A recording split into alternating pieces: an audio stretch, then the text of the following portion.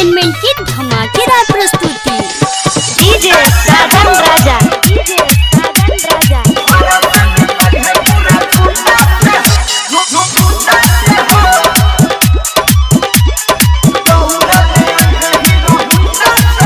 पिया बारे नु देश के सिपहिया खाली आवेले छठ पर जहिया,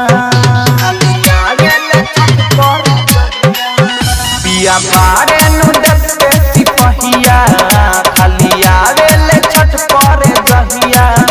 आके घटिया सजैले सिरा सो पता बनैले, आके घटिया सजैले सिरा सो पता बनैले। टिक्का कहले बाड़े बुंदा से हो, घरा से निकल है पूरा झुंडा से हो, दौड़ा ले है हीरो होंडा से हो। घरा से निकल है पूरा झुंडा से हो, दौड़ा ले है हीरो होंडा से हो। डीजे साजन राजा, आप सुन रहे हैं एजी एंटरटेनमेंट की धमाकेदार प्रस्तुति।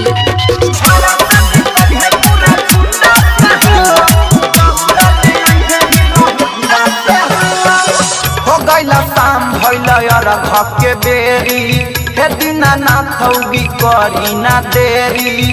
रउएला धइल बफलवा के ढेरी, करी ना कृपा नजर रउआ फेरी, नजर रउआ फेरी, ए बाबा फेरी। हो गइला शाम भइला यार घक के बेरी, हे दिना ना थौगी करी ना देरी।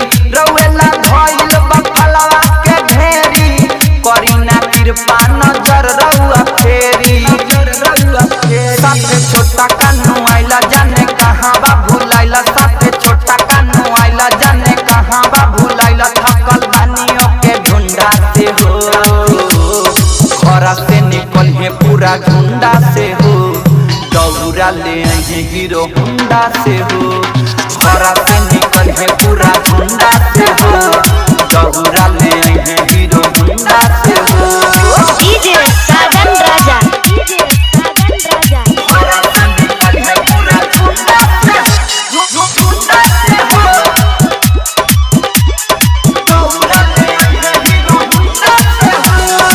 मिठू बसंत भोरे कोसी ले आई हैं, कुना कुआरा माई के गीतिया नु गई हैं।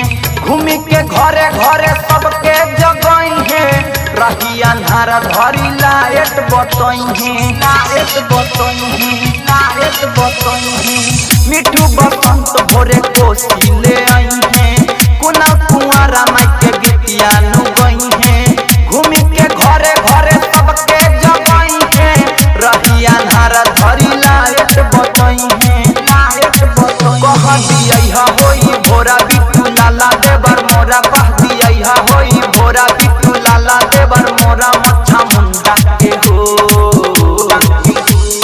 घरा से निकल है पूरा झुंडा से हो, दौड़ा ले है हीरो होंडा से हो। घरा से निकल है पूरा झुंडा से हो, दौड़ा ले है हीरो होंडा से हो। पिया बारे नु देश के सिपहिया खाली आवेले छठ पर जहिया। आके घटिया सजैले सिरा सो पता बनैले, आके घटिया सजैले सिरा सो पता बनैले। टिक्का कहले बाड़े बुंदा से हो, घरा से निकल है पूरा झुंडा से हो, दौड़ा ले है हीरो होंडा से हो। घरा से निकल है पूरा झुंडा से हो, दौड़ा ले है हीरो होंडा से हो। आर के रिकॉर्डिंग स्टूडियो लखौरा।